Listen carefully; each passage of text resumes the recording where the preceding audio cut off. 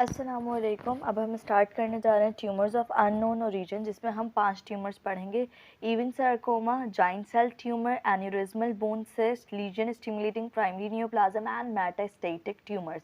इस वीडियो में सबसे पहले डिस्कस करेंगे Ewing sarcoma. Basically Ewing sarcoma जो होता है ये हमारे पास मैलिग्नेंट बोन ट्यूमर है।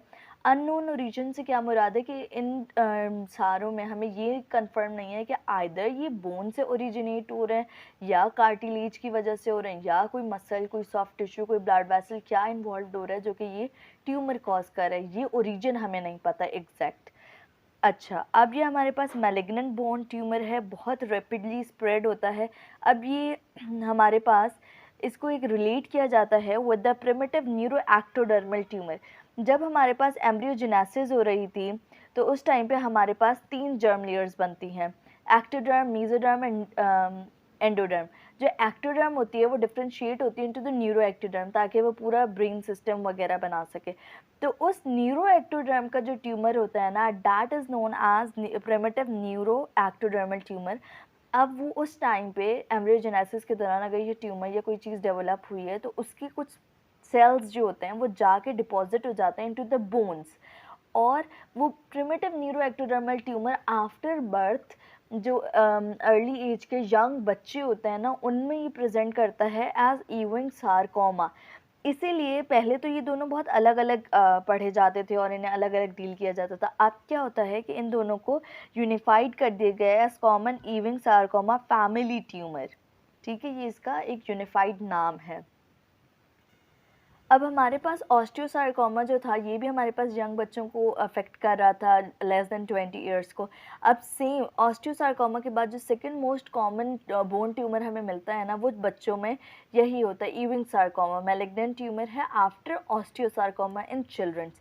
80% जो पेशेंट्स होते हैं वो लेस देन 20 ईयर्स के होते हैं, बल्कि उससे भी ज़्यादा यंग होते हैं। बॉयज़ ज़्यादा अफेक्ट होते हैं as compare to the girls. और लोकेशन क्या है, diaphysis of the long bones, जो शाफ्ट होती है लॉन्ग बोन्स की उसे अफेक्ट कर होता है।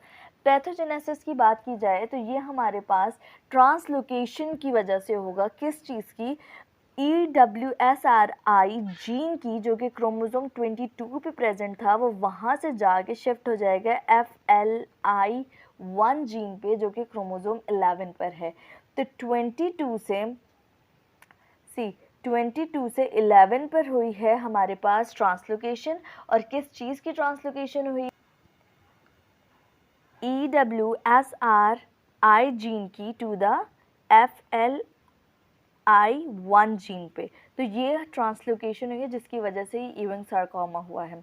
मॉर्फोलॉजी की अगर बात करें तो ये मेडुलरी कैविटी में अराइज हो रहा होता है, वहाँ से फिर ये कॉर्टेक्स को, पेरियोस्टियम को और सॉफ्ट टिश्यूज़ को इन्वेड कर सकता है। लाइक ये अंदर से अराइज हुआ मेडुलरी कैविटी में, फिर ये बाहर प्रेजेंट कॉर्टेक्स को इन्वेड किया, फिर पेरियोस्टियम को इन्वेड किया, फिर जितने भी बाहर सॉफ्ट टिश्यूज़ प्रेजेंट हैं उन सबको भी इन्वेड करता हुआ जाएगा। ट्यूमर जो होगा ये काफ़ी सॉफ्ट सा होता है, हेमरेजिक होता है, और इसमें एरिया ऑफ हेमरेजेस प्रेजेंट होता है और नेक्रोस्ड हो रहा होता है। इस जो ईविंग सार्कोमा की जो सबसे इम्पॉर्टेंट बात है ना, इसमें स्मॉल राउंड ब्लू सेल्स मिलते हैं हमें। मैं आपको इसकी हिस्टोलॉजिकल पिक्चर भी दिखाती हूँ कि इसमें ब्लू सेल्स, राउंडेड से छोटे छोटे से ब्लू सेल्स मिलते हैं जो कि हमारे पास बोन्स ऑफ द चिल्ड्रन में मिलेंगे। माइक्रोस्कोपिकली देखें तो ये हमारे पास शीट्स कंसिस्ट कर रहा होता है ऑफ राउंड सेल्स। ये जो राउंड सेल्स होते हैं ना, इनका स्कैंटी साइटोप्लाज्म होता है जिनके अंदर ग्लाइकोजन रिच होता है। अच्छा, अब इसके बाद हमारे पास एक और चीज़ जो ईविंग सार्कोमा में मिलती है, that is known as Homer Wright rosettes. इसमें क्या होता है कि हमारे पास जो जितने भी ट्यूमर सेल्स होते हैं वो अरेंज्ड हो जाते हैं इस तरीके से ना, फ्लावरी शेप में। ये सारे ट्यूमर सेल्स हैं, ये अरेंज्ड हो गए इन अ सर्कुलर मैनर, और बीच में एक फिब्रिलरी स्पेस मिलेगी हमें, यहाँ पे एक फिब्रिलरी स्पेस मिलेगी, और ये हमारे पास इंडिकेट करता है न्यूरल डिफ्रेंसिएशन को। तो ह्यूमर-राइट रोसेटीज़ किस में मिलेंगी? ईविंग सार्कोमा में मिलेंगी, जिसमें ट्यूमर सेल्स इनसर्कल होंगे with a central fibrillary space. अब पिक्चर दिखाती हूँ मैं। These are basically Ewing sarcoma, जिसमें ये राउंडेड छोटे छोटे से सेल्स प्रेजेंट है, अगर आप देख सकते हैं, जिनकी small amount of clear cytoplasm है और जो कि ग्लाइकोजन रिच होता है। तो ये बहुत माइन्यूट सेल अभी तक हमने किसी भी ट्यूमर में नहीं देखे थे। इसी में है कि बहुत छोटे छोटे से सेल्स। तो small round cells are found in Ewing sarcoma. अब क्लिनिकल कोर्स की बात करें तो ये पेनफुल एनलार्जिंग मासेस होते हैं। जिस एरिया पे ये हमारे पास डेवलप हो रहा होता है ना सार्कोमा, वो बहुत ही वार्म, टेंडर और स्वेलन होता है। टेस्ट पे हमें ESR राइज मिलेगा, ल्यूकोसाइटोसिस मिलेगी।